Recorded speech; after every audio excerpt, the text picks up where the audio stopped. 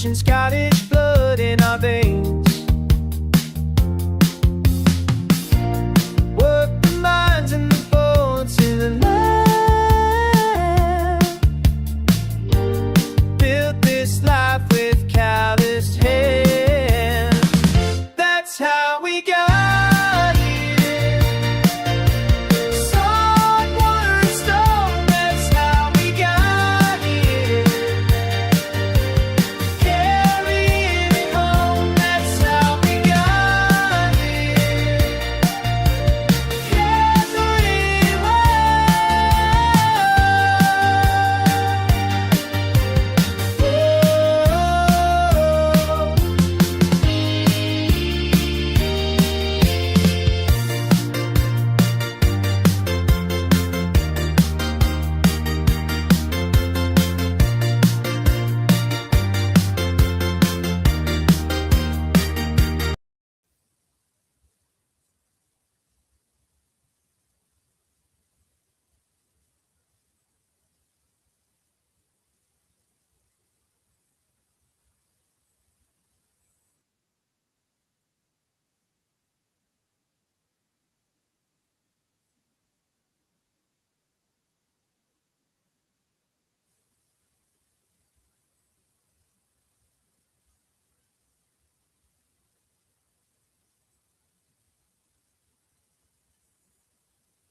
there.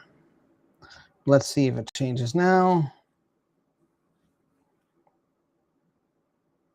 I'll have to see and wait and see if my hat's on.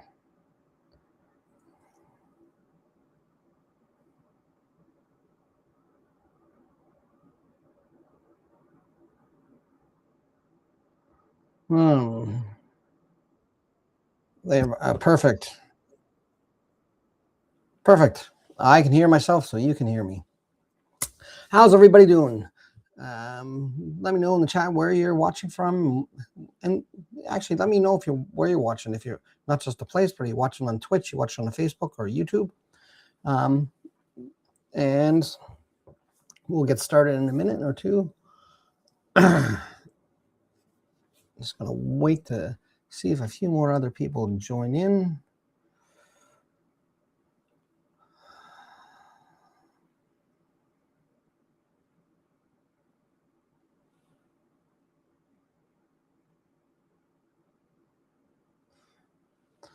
I'm going to do something a little different tonight. I might even preview a video that's going to be released tomorrow. And I already released a video today. So, well, last night. I was going to do it in the morning, but I actually kind of wish I did. I released overnight last night. It didn't do too well. And I think it's because of the time it was released.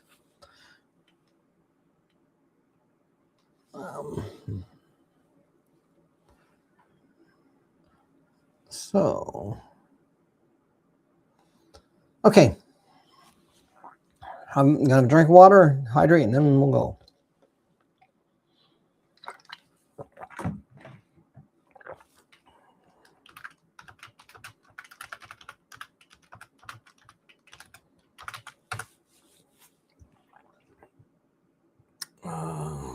Okay.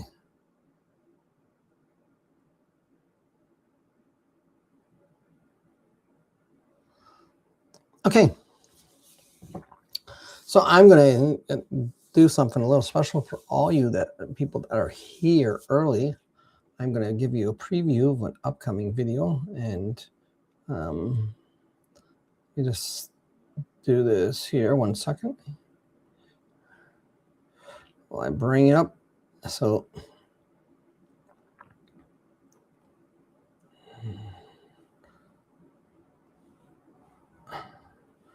I rearranged my office studio, so to speak, and it caused me to rearrange my screens as well, so I get a little better use of them and the use of the room. I haven't quite got used to completely where everything is and what to expect, so okay. So this is the video that will be dropping tomorrow. Let's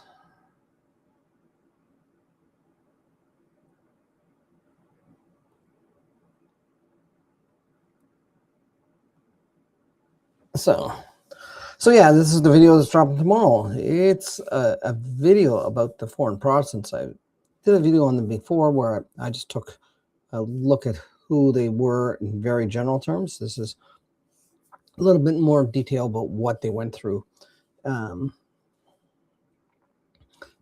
So this will be dropping tomorrow. Please, even if you watch it here, do me a favor, go back and do watch it tomorrow. I still have time to change a few things, so if there's anything you think that needs to be changed, let me know. First of all, the thumbnail, what do you guys think? Okay. And now, let me skip the other. The stories of our Okay.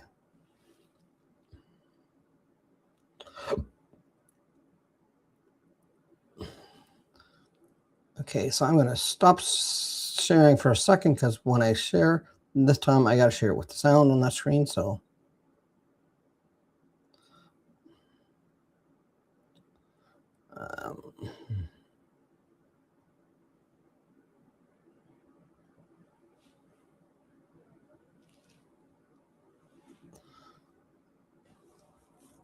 so this should have the sound as well. Let me know if you can hear the sound when it starts playing. The stories of our ancestors are all around us. We just need to look. Take the simple Canadian dime, for example. It's hiding a story. Most people look at the ship on the back of this coin and see a nice piece of maritime art.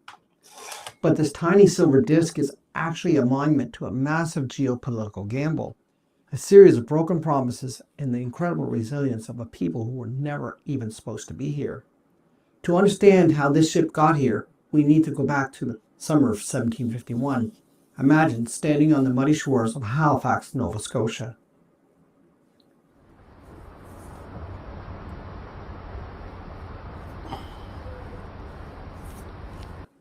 The settlement is barely 2 years old.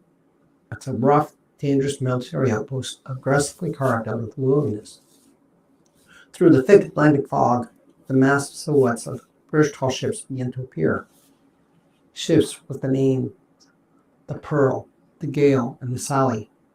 They drop anchor in the harbor, having just survived a brutal disease-ridden crossing of the North Atlantic. But as the gangplanks are lowered, the people stumbling off these vessels aren't hardened British soldiers or wealthy English lords you might expect to see arriving at a strategic military stronghold. Instead, they are farmers, exhausted, sick, and bewildered, families from the heart of mainland Europe. They step into the mud wearing wooden shoes. They carry everything they own in single wooden chests, and almost none of them speak a single word of English. They are known to history as the foreign Protestants. They were promised a paradise of free land, but in reality, they were brought here to act as a human shield for an empire playing a very dangerous game of geopolitical chess. Their fight for survival is one of the most incredible, gritty, and overlooked stories in Atlantic Canada history, and it's a story that's worth hearing. If you visit the UNESCO World Heritage Town of Lunenburg today, you're met with an absolute postcard of Atlantic Canadian beauty. It's peaceful, it's vibrant, but beneath those brightly painted wooden buildings and the calm harbor lies a foundation built on deception, desperation, and sheer terror. When we research our family history, it's incredibly easy to romanticize the journey. We like to imagine our ancestors boldly setting out across the ocean, chasing freedom and endless opportunities. But when you actually trace the lineages of the family who built this town, when you look at the conditions they endured during those first harsh winters, you are forced to ask a much darker, much more difficult historical question. What does it really mean to be a pawn in an empire's game? When the British government transported thousands of German, Swiss, and Montpellierian families to the rocky, hostile shores of Nova Scotia, were they actually offering them a new life, or were they just importing disposable human shields? To understand how a group of German and Swiss farmers end up clinging to the rocky coast of Atlantic Canada, you have to pull back and look at the geopolitical chessboard of the mid-1700s. It was a time of empires, and Nova Scotia was at the front line. In 1749, the British established Halifax under the command of Governor Edward Cornwallis. They built a massive, heavily fortified garrison to counter the formidable French fortress of Louisbourg. But Cornwallis immediately realized he had a massive demographic problem. Yes, the British had a shiny new fort, they had cannons, and they had soldiers, but they only controlled those grounds. But they only controlled the ground those cannons could hit. The rest of the province was entirely out of their grasp. You see, the British were vastly outnumbered. They shared this peninsula with upwards of 10 to 12,000 Catholic Acadians who had been farming the land for over a century. And more importantly, the land was the territory of the Mi'kmaq nation, who were firmly allied with the French. This was not a peaceful colonial outpost where you could just clear some trees and build a farm. This was an active, terrifying war zone. Historians refer to the specific period as Father Louteur's War. Mi'kmaq and Acadian militias, spurred on by the French priest Jean-Louis Loutre, were actively launching devastating guerrilla raids on British settlements. If a British soldier or a settler stepped outside the wooden palisades of Halifax to cut firewood, there was a very real chance they would not come back alive. The British realized that soldiers alone could not hold Nova Scotia. They desperately needed loyal Protestant settlers to clear the forest, farm the land, to feed the garrison, and to act as a human wall against the French and Indigenous forces. They needed to balance the demographic scales. But here's the catch: where do you find them? They couldn't afford to drain the working class farming population of England. They needed those people at home. They absolutely didn't trust the Irish Catholics, and considering the bloody Jacobite rebellion of 1745 had just happened a few years, the British government certainly wasn't going to hand out free land and muskets to the Scottish Highlanders. So, running out of options and desperate for bodies to hold the line, the British government looked away from the British Isles entirely. They turned their eyes towards the war-torn and impoverished farming villages of mainland Europe. They needed Protestants. They needed people desperate enough to cross an ocean, and they were about to make them an offer they couldn't refuse. So the British Board of Trade had a massive problem. They needed Protestant settlers, and they needed them fast. To solve this, they didn't need a military general or a diplomat. They hired a businessman. His name was John Dick. John Dick was a British merchant operating out of Rotterdam. He was given a lucrative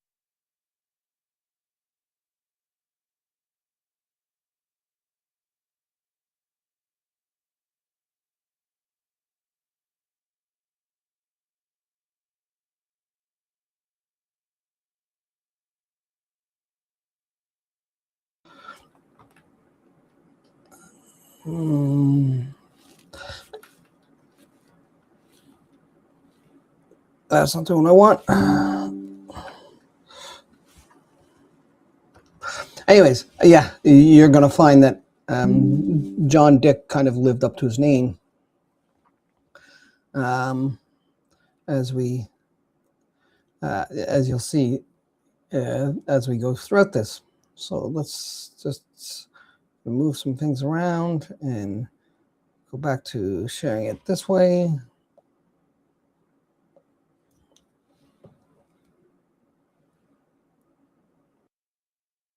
government contract to procure foreign Protestants to populate Nova Scotia.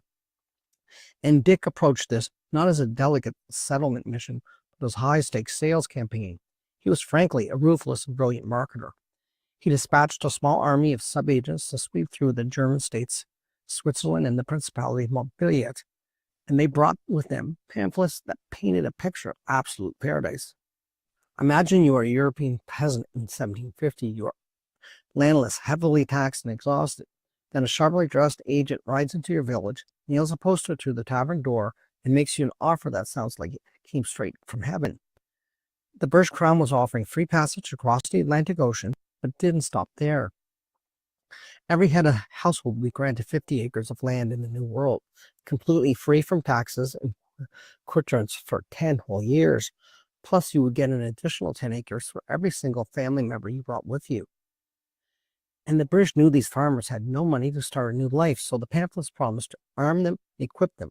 They would be given free tools for building and farming. They would receive materials to build their homes, arms and ammunition for hunting, and a full 12 months of provisions, food, clothing, and supplies to sustain them until their first harvest came in.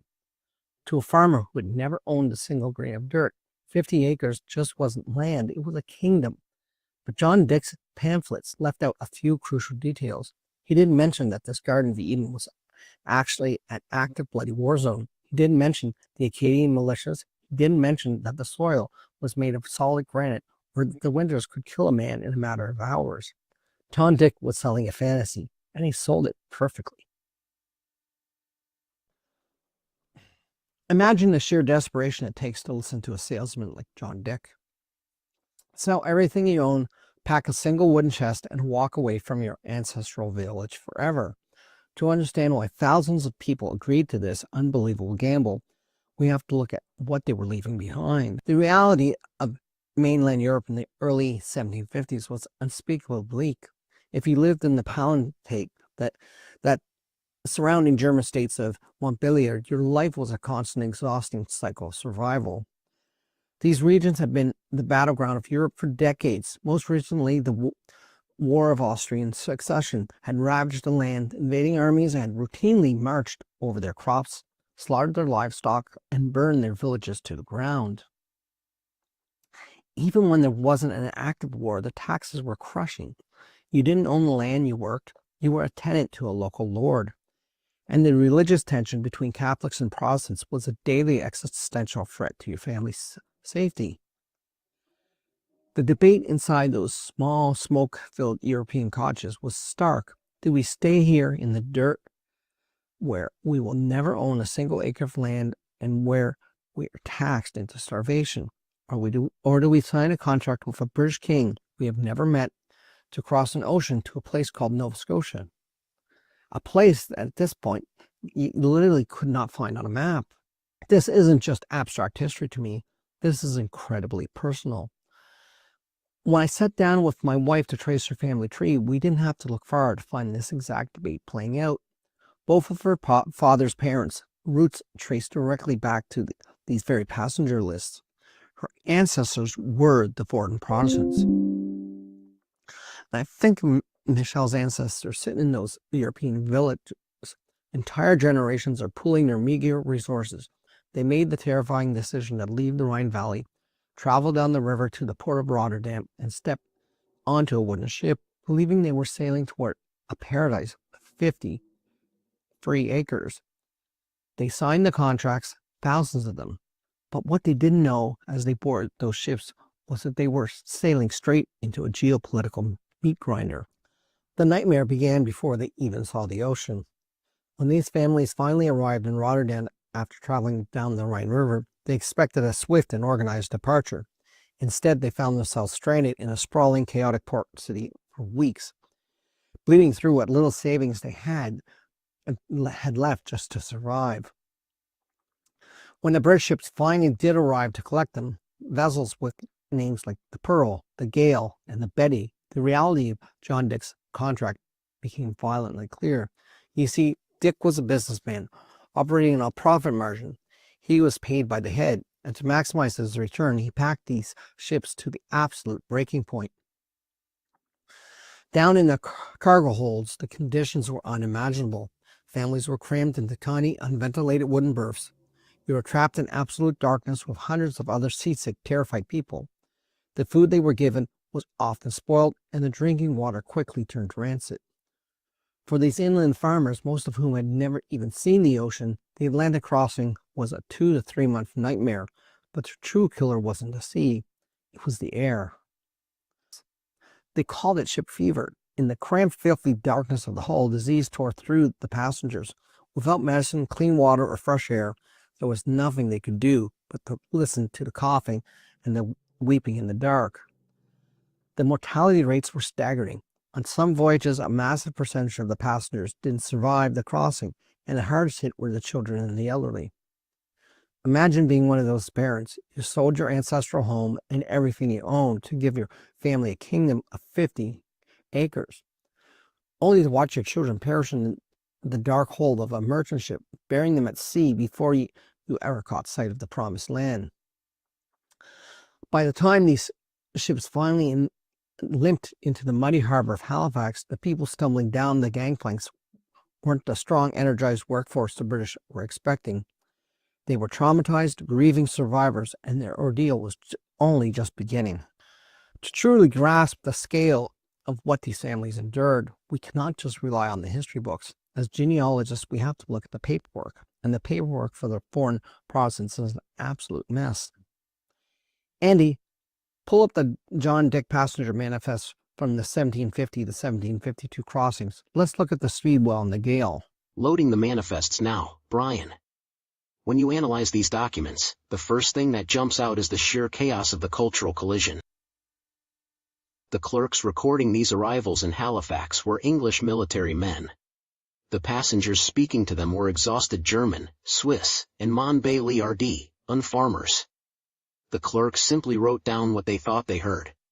It is a phonetic nightmare. You see the surname Koch, instantly anglicized to Cook, Moule, or becomes Miller. Complex German surnames are butchered beyond recognition. For anyone tracing these lines today, it could be a massive genealogical brick wall if they didn't take time to understand the history of the community and where they came from. That's exactly right. They hadn't even left the docks yet, and they were already stripped of their identities. But Andy, look at the numbers. Look at the attrition. The data here is devastating. If we cross-reference the embarkation lists from Rotterdam with the arrival registers in Halifax, the mortality rates from ship fever become visible. We are seeing entire family units fractured. Fathers arriving without wives. Parents arriving without their children. The human cost of John Dick's profit margin is permanently inked into these ledgers. They survived the crossing, but they paid an unimaginable price. And as they stood shivering in the Halifax mud, mourning the people they had buried at sea, they waited for the British officers to show them the 50 acres of paradise. But the British had a terrible secret. When the survivors of the Atlantic crossing finally stood before the British authorities in Halifax, they presented their contracts. They asked to be taken to the 50 acres. They asked for their building materials, their farm tools, and a year's worth of provisions. And the British essentially looked at them and said, "We don't have it." The reality was a devastating blow. The British had brought thousands of settlers across the ocean to populate the province, but they hadn't actually secured the land to put them on. Outside the immediate firing range of the Halifax cannons, the territory was firmly controlled by the Mi'kmaq and Acadian militias. If the British tried to march thousands of unarmed farmers into the wilderness to start clearing land, it would have been a massacre. So the foreign Protestants were trapped. They couldn't go back to Europe, and they couldn't go forward to their promised farms. Instead, they were dumped into squalid temporary encampments just outside the Halifax Palisades. And quickly, the British government realized they had a massive problem. They now had thousands of starving, angry, traumatized people sitting outside the fort, and it was costing the crown a fortune just to keep them alive.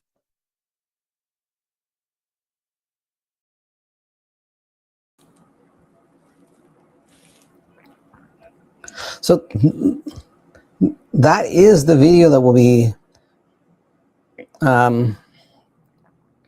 sorry, that is the video that will be coming out tomorrow. There's a lot more to it.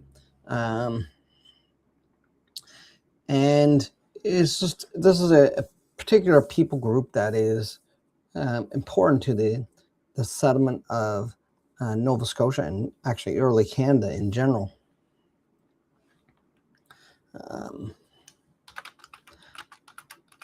Just one second here. So, excuse me. So these people, let me just check something here. Yeah. So yeah, these people here, the foreign Protestants, they were very important, like I said, to the early foundations of Nova Scotia.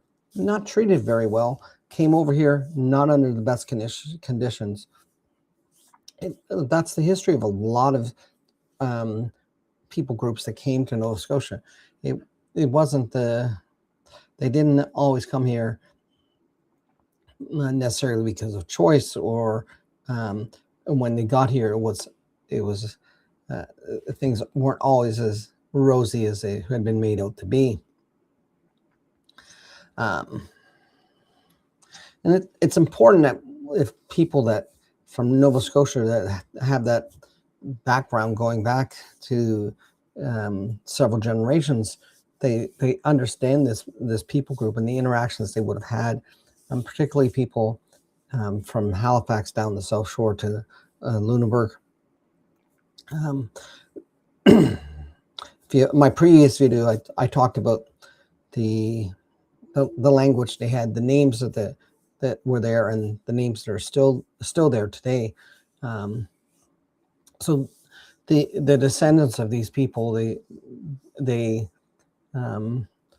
stayed put for the most part. In general, there was still large quantities with the same names, same groups of people in and around the area and throughout Nova Scotia.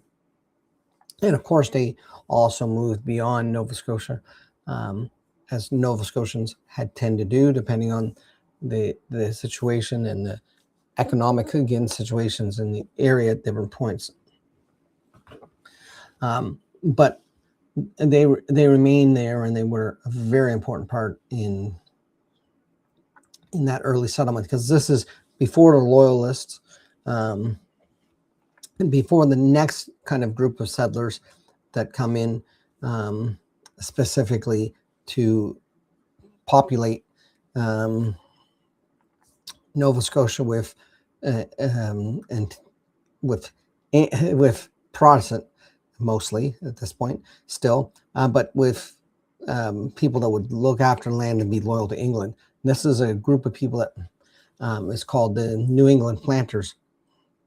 Whereas, let me just see if I can do this.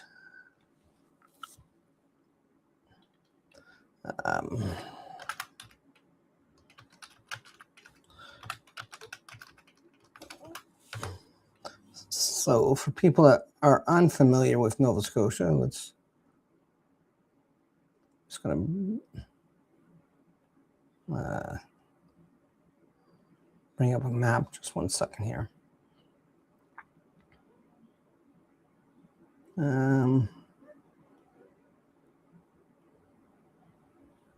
Okay.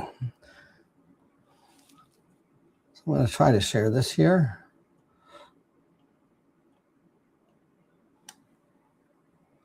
So I'll just share that page again.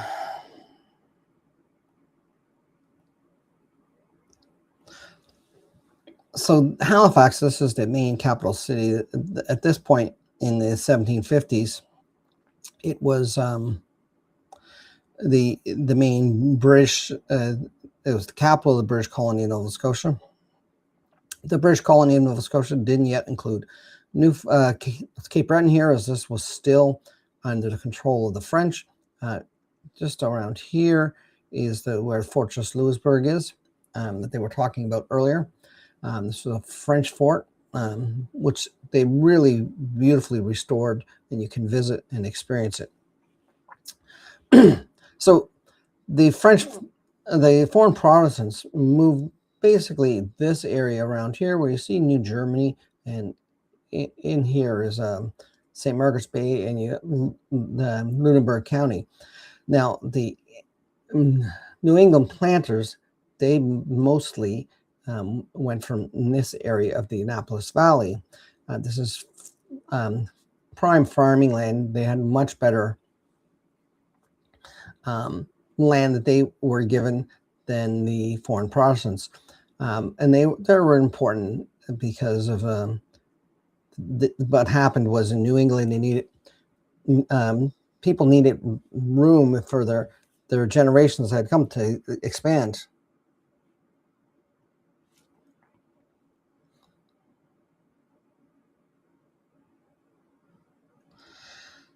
Yeah. Okay, let's just answer that question before I move on, because that's really important.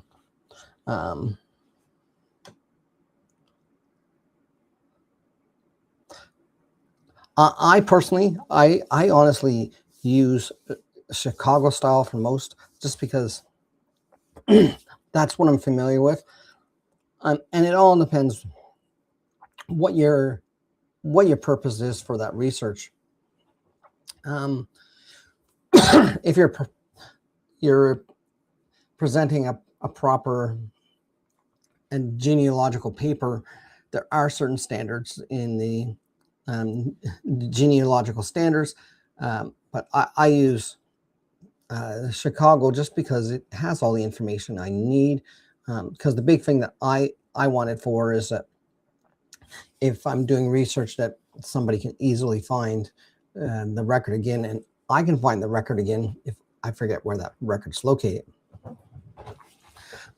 So I think it's, I think honestly, again, it depends what you're doing, but pick a standard that you like, a citation format you like, one that that does give you gives you all the details you need so you can find that record again. Or if somebody else was looking at your information, they'd be able to find that record as well.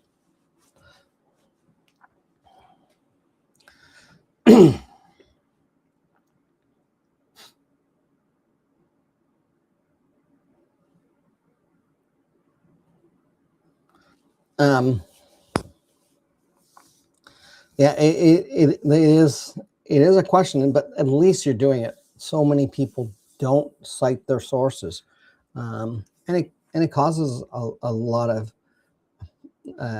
problems for other people that are working on their family trees. It'd be so much easier if you went to Ancestry and those hints, when people had them, you could actually check and they have a valid source cited there. That makes it easy for you to go and check.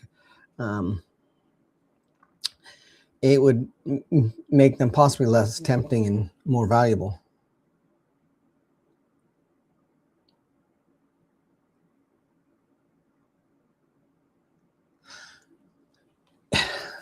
Yeah, the evidence explained format is confusing. And that's one of the reasons I tend not to use it unless I'm presenting a specific piece of work to a genealogical organization. And because I think it goes beyond what you really need. Again, it depends on what the purpose is. And usually my purpose when I'm citing most things is so that I or somebody else can find that information quickly. And I tend to cite in documents more things than, so I'll have citations that possibly could be in one citation, but where I look at specific works, specific record that has multiple records on there,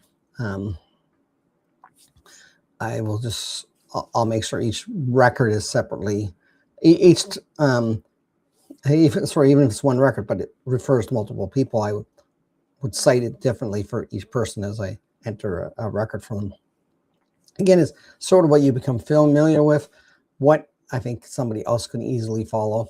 And that's when you start being consistent, you make it easier for people to do that.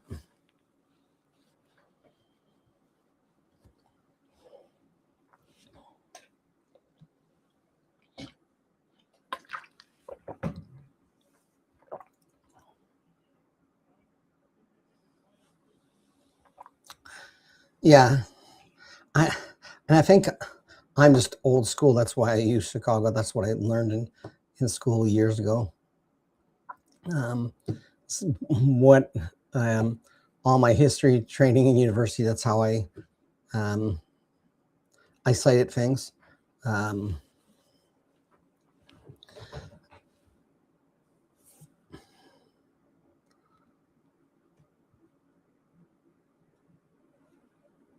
No problem. It's a good question. And like the big thing I said, the fact that you're doing is what's most important, that you're doing some type of citation. Because so often I've done work for people that they're paying me to redo their work. So as a professional genealogist, they hire me to do things. And one of the first things I do is I do a review of what they have, check the validity, and it's a lot easier for me if they have all the information sourced, they have sources, And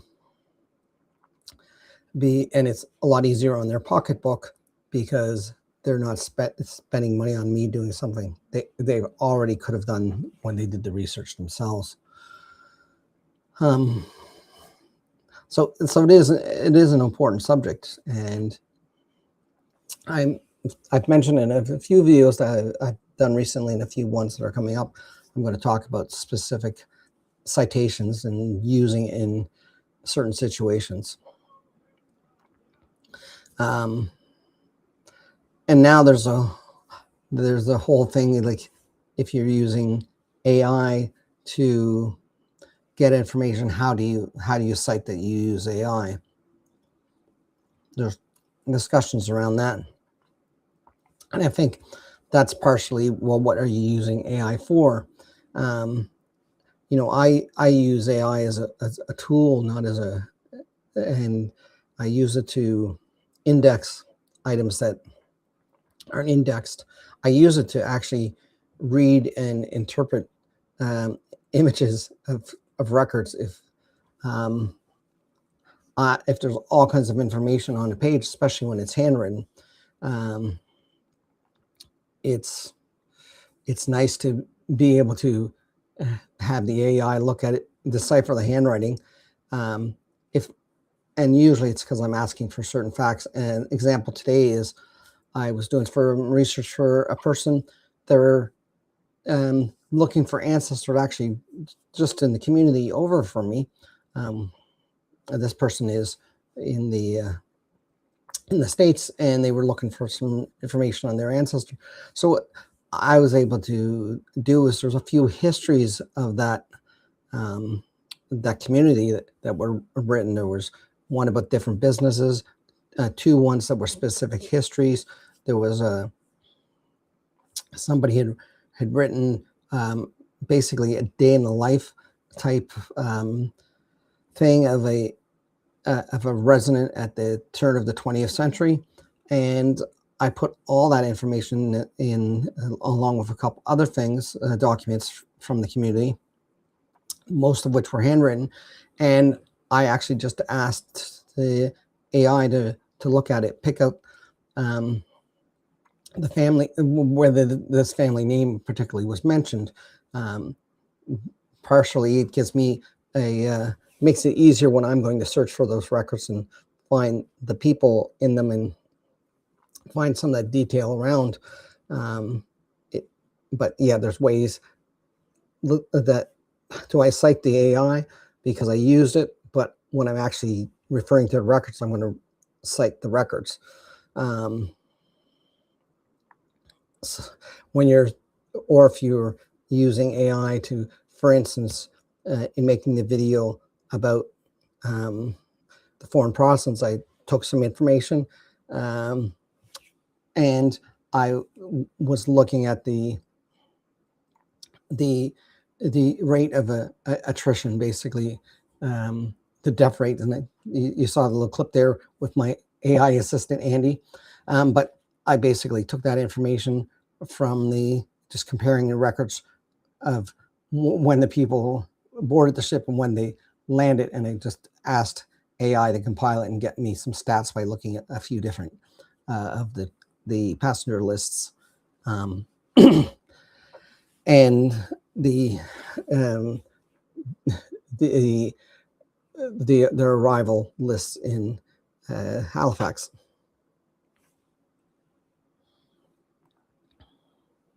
So yeah, with AI, it's tricky how you use it, and as far as citing it. Again, all the information I get, I have the records that they're contained in. So should I be citing the records or citing the AI that helped me interpret those records?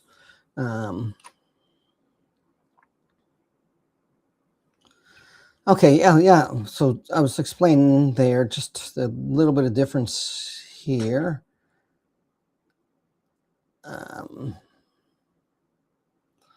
So yeah, the New England planters, they got sort of this area here, which is very fertile. It's basically, it's where they grow fruit in Nova Scotia, apples, kiwis, even grapes. There's vineyards down there. The Annapolis Valley has a different climate zone. It's basically the same climate zone as North America. So,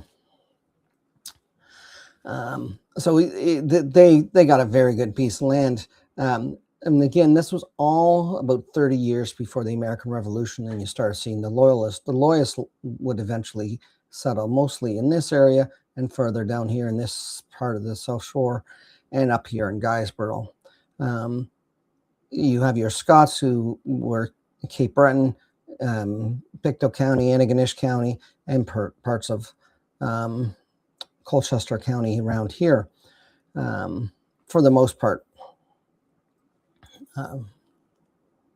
Okay.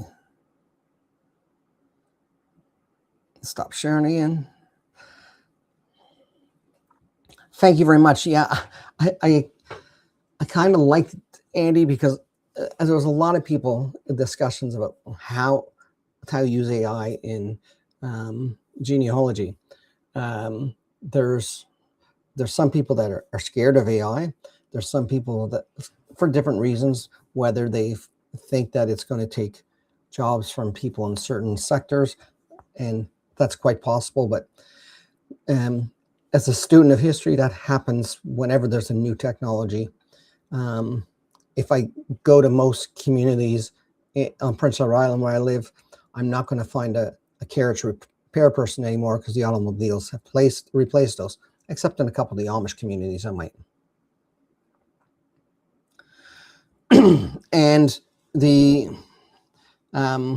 so yeah, I want to sort of take that aspect, also take the aspect that's not perfect. There's a lot of information and misinformation. If you get AI, you still need to check things, but it's great to use as a tool to try to compile some of the information you have, like I said, or index information to make it easier. I also use AI when for simple things, when I'm writing reports, when I put all my information down to get it to sort of put it in more of a narrative format. It's a time saver. Or even if I'm writing something, I'll sometimes just in AI, I say, listen, can you rewrite this so it sounds better?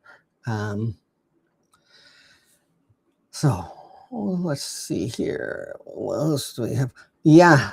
So Nova Scotia really was a mosaic of peoples in early Nova Scotia. I didn't even go into the Irish communities that are throughout different parts of Nova Scotia, a lot around the Halifax area, some in Cape Breton. It's very, it's very interesting when you start bringing those in. You have the other groups like the Black Loyalists, who there was a lot of that settled in, again, on the South Shore, just a little farther south of where Lunenburg is, close to on the map there where it said,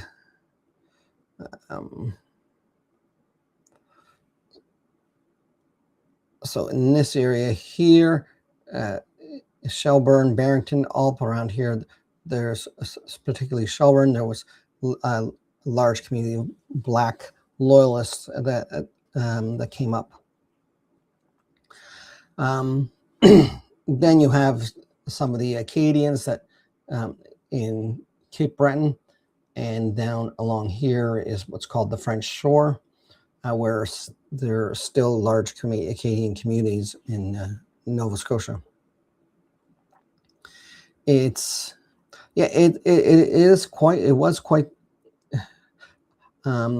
diverse, I guess, as a whole, but a lot of individual areas were very homogeneous of one certain type of people group for the most part. There were later English settlers in the Lunenburg area as well that came after the foreign Protestants. But yeah, again, it's the diversity there. So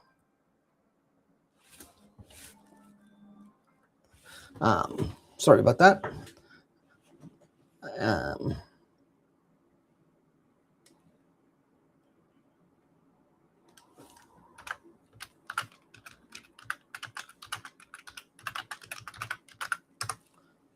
Okay.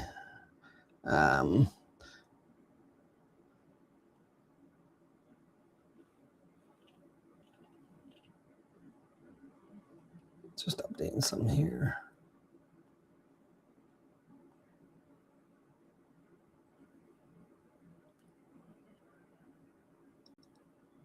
Sorry.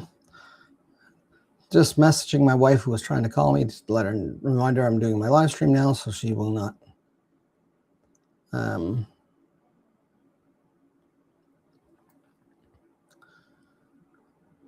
not be calling again.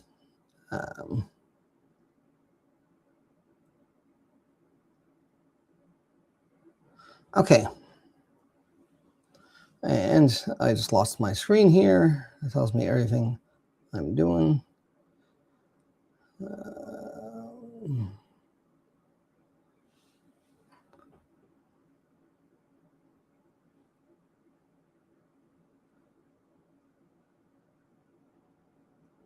There we go.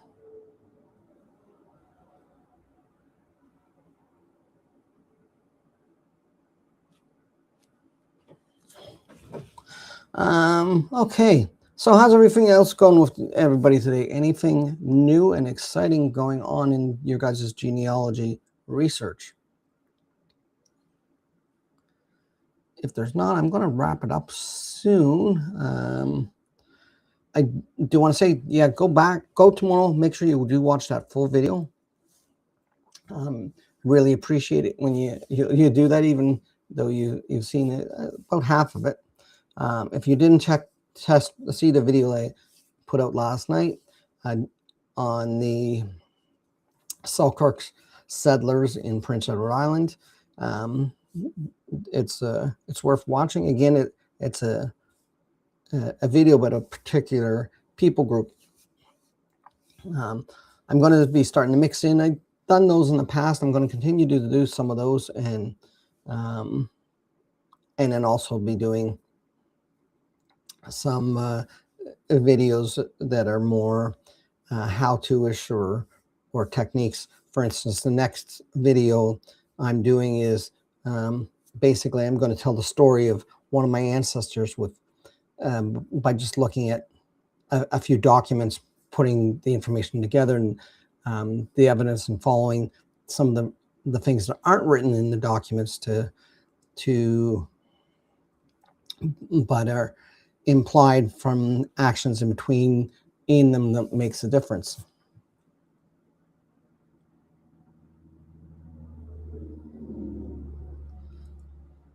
Well, that's neat.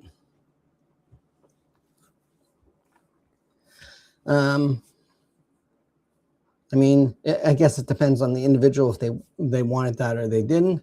That is one great thing with DNA tests now. You sometimes can people are liable to find these relatives that and family that from where they were adopted. So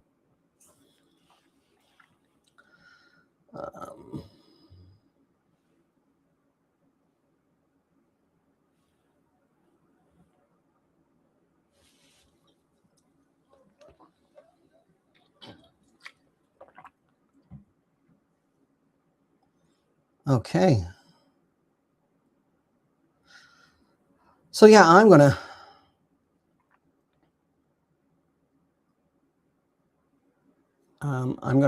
sort of, what's this?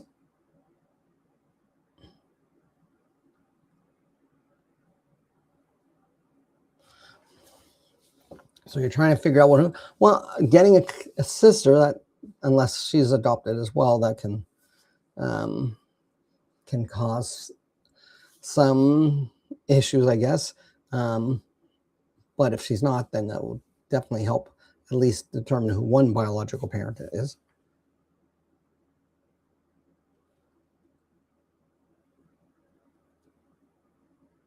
Yeah, I'd be excited about it.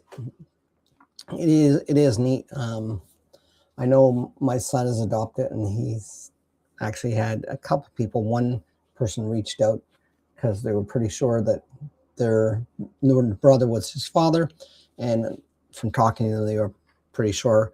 I talked to my son about it at the time. He doesn't really want to have interest. He's not interested at this point, but he was glad to know that if he wanted to in the future, he'd be able to. I have a friend that has a really interesting story. Her mother had a sister. Her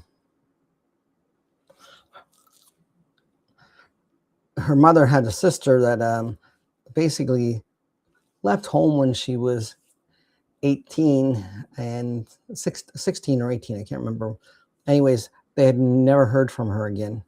And then my friend's sister did a DNA test a few years back, and she found this person. They were trying to figure out how they were connected, and it turned out that her mother's sister, so my friend's aunt, had gotten married, and actually was quite well off. Had married somebody who was quite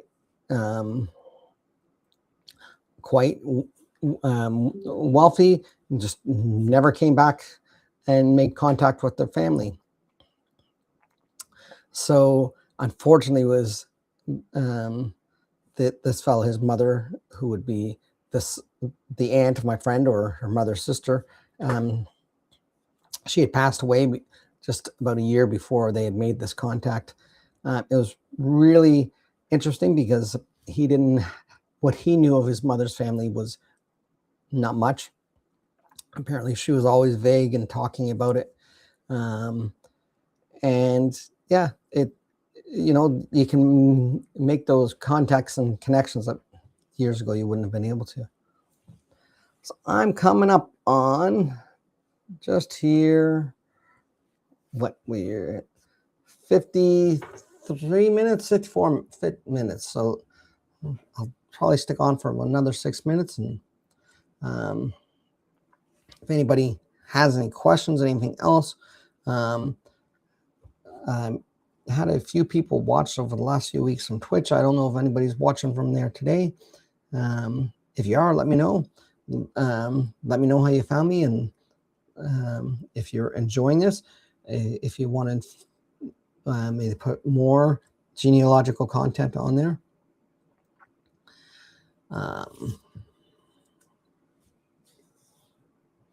Okay. So I'm going to wrap this up, I think, actually. I haven't had a proper supper yet, so I'm going to do that. But before I do, we'll do one last call for questions.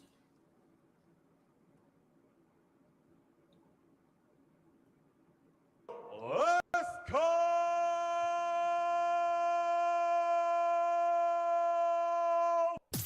Ladies and gentlemen, at this time I need to announce it's last call at the bar. Oh. Okay, so the last call for questions. So anybody has any questions they want to ask me, things they want to pick my brain about in their genealogy, now's the time to do it. Remember, I do have a form you can go to, ask.howwegothere.ca. You can put a question in at any time, and I look at the answers, the questions that get asked regularly, and I've used those for ideas for videos where I've answered those specific questions or I've answered them in other live streams. So, okay, so I'm going to wrap up here. Thank you, everybody, for dropping by today. I do appreciate it. Like I said, I think I'm going to go ahead and get something to eat. I'm just going to say how do, and everybody have a great day.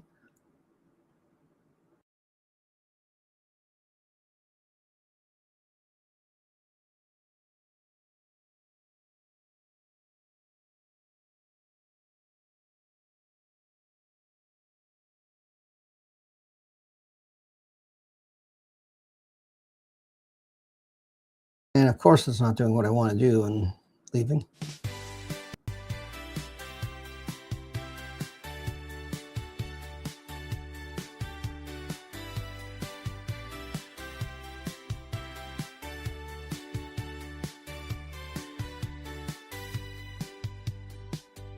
So that's the story, that's the ride. Thanks for coming right here by our side. We dug up the past, we found the way. Thanks for listening to what we had to say. How we got here, now you know. How we got here, time to go. Same time, same place, we'll do it again. History's waiting, my friend.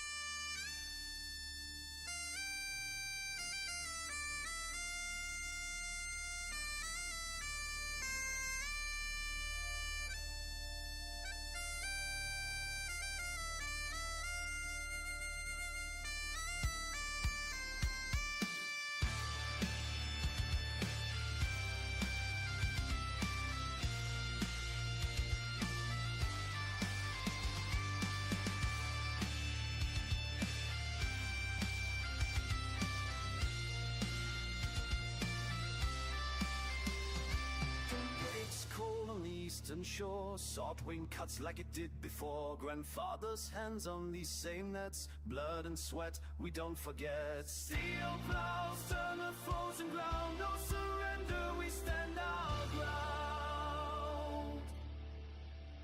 Storm clouds gather, the ocean roars, we've weathered worse than what's in store. Cracked leather, diesel, briny boots have walked the bloodline. All machines still run today, we built this life the hardest way.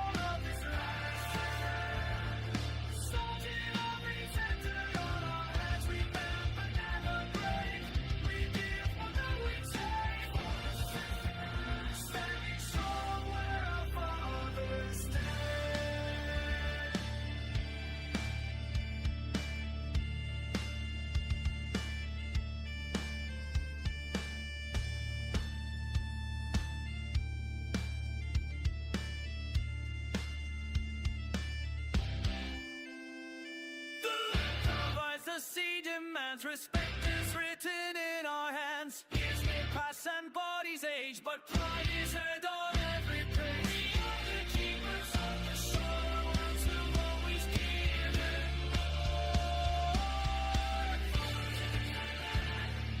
We are the backbone of this land. Salted on these hatred on our heads, we bear but never break. We give on every day. Standing strong where our fathers stand.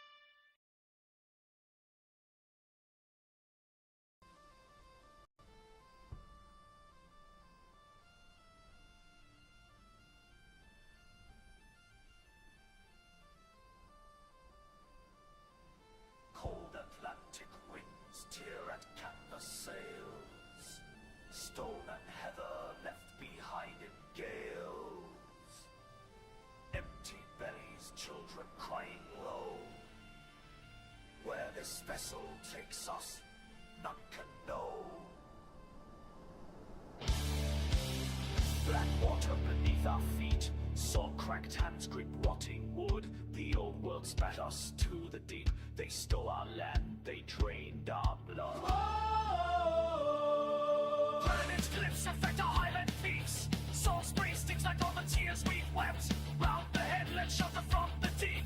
A hidden cold where hope might be kept. We are the cursed, the cast out breed. This frozen shore will be our test. On these rocks, we plant our feet. Turn this wilderness to home. Through the cold and through the heat, we were Scotland's blood and old Scots on the rocks. We won't retreat. On new island and home.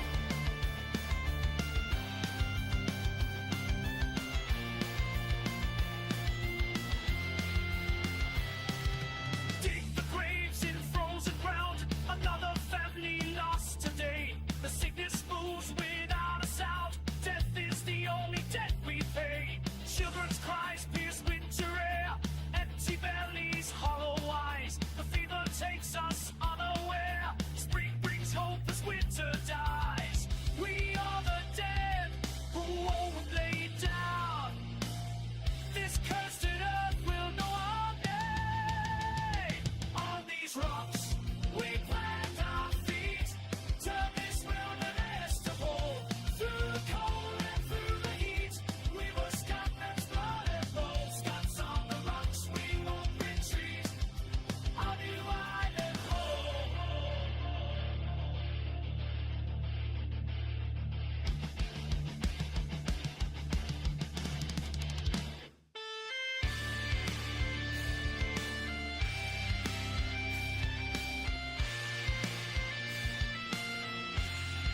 No king will save us now.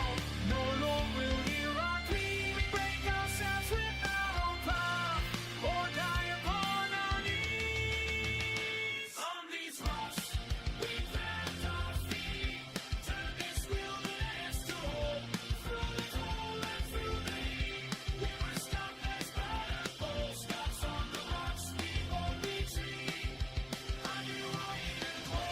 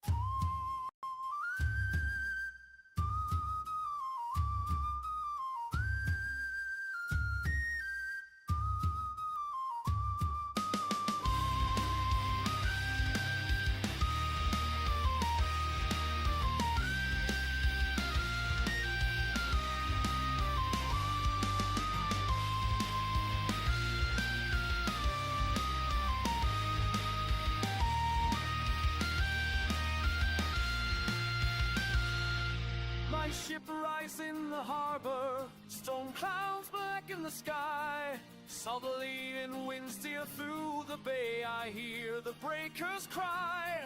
Tomorrow I am ripped away from this blood-soaked barren shore, to forge a life across the sea from my rage-filled morning war. Leave my dear old mother, will tear us all in two. Likewise my ancient father, whose fate I never knew. But leaving sacred island burns like molten steel and more. Tomorrow I must break away from my storm-racked morning shore.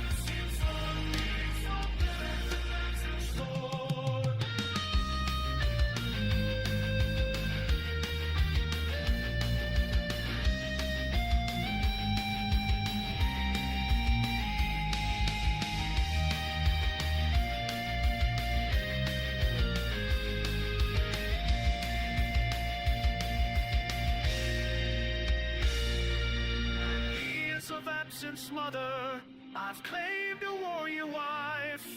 We built a fortress stone by stone beside the raging tide. She's born to me a daughter, fierce Erin is her name. I forged her from my homeland steel and sealed her with its flame. But I burn for you, dark Ireland. This fight won't fade or die. When Bell breathes my final breath in foreign soul alive. In the sand, these seven seas, the storm's eternal war. The wonders screaming down at me. And my words on the morning shore.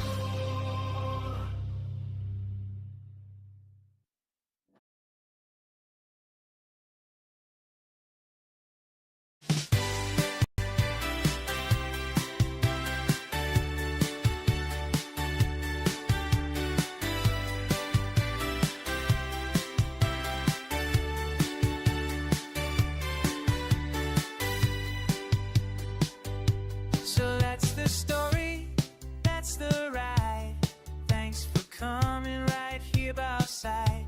We dug up the past, we found the way. Thanks for listening to what we had to say. How we got here, now you know. How we got here, time ago. Same time, same place, we'll do it again. History's waiting, my friend.